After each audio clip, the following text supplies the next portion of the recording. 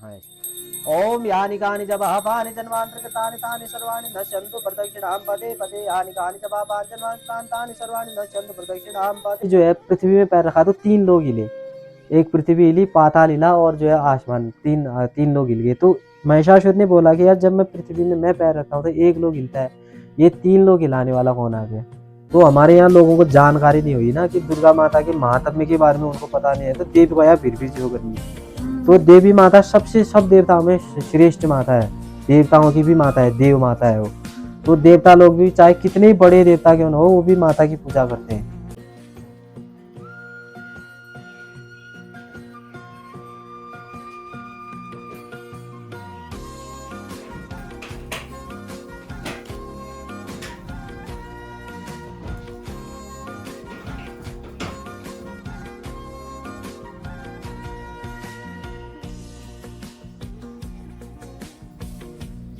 नमस्ते या गच्छे या श्रेष्ठ देवता नामोभ्यो दीप प्रधान दीपं प्रज्वल्यामि। अक्षय मेजमानस्य हरिद्वार नाम तीर्थां तीर्थांगत्वेन तीर्थनगरी यजमानस्य पितुनाम श्राद्ध कर्मणेभ्यो घर परिवेशे तत्कालं गणस्मृति ग्रहणार्थ सिद्धि ग्रहण तद्गतेन पाठ कर्मणेभ्यो यजमानस्य प्रथमं दीपं प्रज्वल्यामि।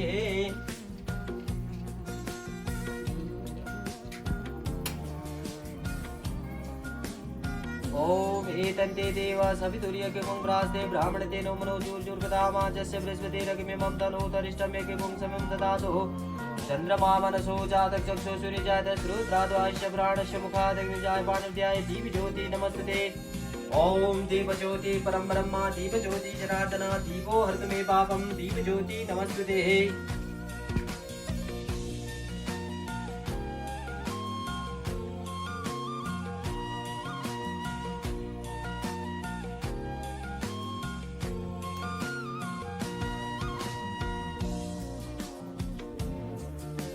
ओम नमो देवे महादेवे शिवाय सततम नमः नमः वर्तते वज्राय नेता प्रणतास्मताम नागेन्द्रहाराय त्रिलोचनाय भास्मांगरागाय महेश्वराय नित्याय शुद्धाय दिगंबराय तस्मै नकाराय नमः शिवाय कैलाशपति शिव शंकर भगवान चरण कमलेभ्यो नमः नाभां पुष्णेशं नमः केलिमात्रं तत्बाहुचामिकरं जगत्राणं भूमिके सदा सत्यनारायण तस्मै देवाय नमो नमः। ओम सत्यनारायण देवाभ्यो नमो नमः। सर्वमंगल मांगल्ये शिवे सर्वार्थसाधके शरण्ये त्र्यंबके गौरी देवी नारायणे नमस्ते। नमो नमः। ओम बाण हिरण्यगर्भाभ्यां नमः लक्ष्मी नारायणाभ्यां नमः महेशाभ्यां नमः शनिपुरन्द्राभ्यां निष्ठदेवताभ्यो नमः देवताभ्यो ग्राम देवताभ्यो भूम देवताभ्यो स्थान देवताभ्यो सर्वेभ्यो देवेभ्यो नमः सर्वेभ्यो दिव्येभ्यो नमः रुद्रदेवता वरुण देवता इंद्र देवता देवता चरणकमलेभ्यो नमः गुरु चरणकमलेभ्यो नमः। आदित्यादि नवग्रहादिभ्यो दिव्येभ्यो नमः। हरि ओम शिवला केदार देवताभ्यो नमः देवताभ्यो नमः सूर्य देवताभ्यो नमः पर्वत देवताभ्यो वर्षण मल्ल देवताभ्यो सिद्धन देवताभ्यो नमः देवताभ्यो जगन्नाथ देवताभ्यो नाथ में तारे जिनो विराट भगवान शिवा भवानी भगवती माता दुर्गा माता नमः।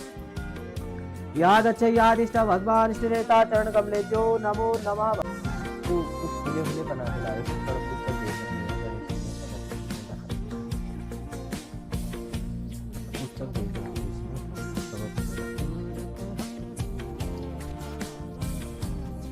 ओम नमो देवे फूल भी रखो।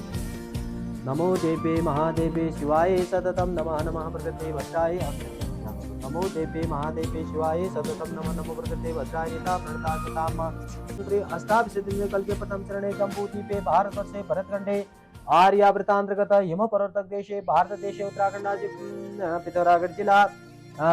पिथौरागढ़ जिला अंतर्गत यजमानस्य स्वस्थान यजमानस्य स्थाने प्रवेशे च करस्वरूपणे शुद्धिकरणं पवित्रीकरणं सिद्धार्थी नाम संवत्सरे महामंगलपदे माशानाम। ओम गणानात्वा गणपतिं हवामहे गृह्णानात्वा देवपतिं हवामहे नित्यानात्वा दितिपतिं हवामहे वसुतमातंगं हृदयारविन्दे भवं भवानी सहितं नमामि।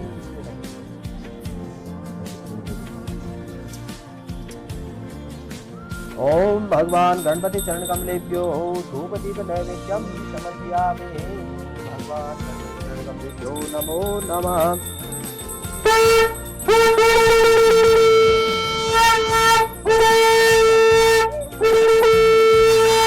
ओम अपवित्रपवित्रो सर्वासाक्षाय नमः पुत्रसाक्षाय नमः। ओ ना ना ना भगवान की पूजा करते हैं। पूजा होली है। ओम धूप दीप नैवेद्यम तद्गतेन भगवान चरण कमलेभ्यो नमो नमः। ओम इस गणपति साध्यम तद्गतेन दिव्य दक्षिणाम गणपति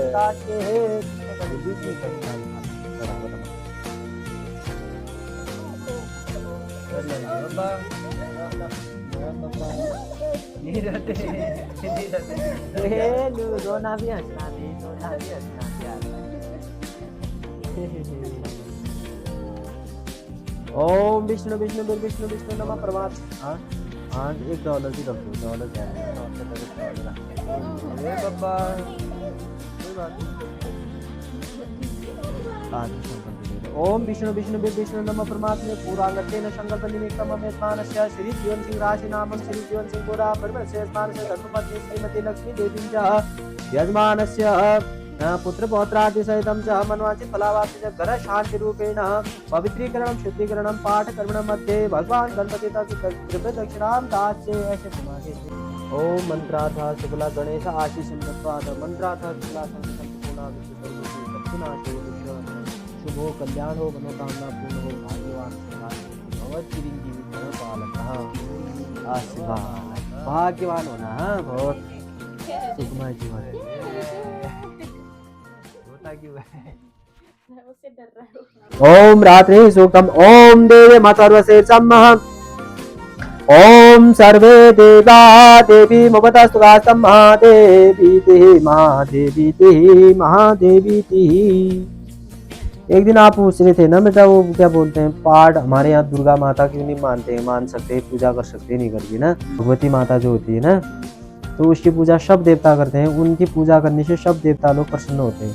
तो हम जो ये पाठ जो पढ़ा जाता है वो माता की स्तुति है, कोई पाठ कोई एक्स्ट्रा उचित थोड़ी। जैसे शुरू में हमने जो ये पूजा किया था गणेश जी की पूजा हो गई, उसके बाद मात प्रधान वो 16 मात्राओं की पूजा की, 16 मात्रा का हुई, फिर कलश पूजा करा, फिर रक्षा विधान, 9 ग्रह पूजा, ये सब पंचकर्म पूजा 5 पूजाएं होती हैं उससे पहले। जैसे कोई भी हम कार्य करेंगे, जैसे सत्यनारायण की कथा करेंगे या पाठ पढ़ेंगे, जो भी मतलब पूर्वांग संबंधी कोई भी कर्म करेंगे तो उससे पहले पंचोपचार पूजा होती है। पंचोपचार मतलब उससे पहले 5 भगवानों की पूजा होती है।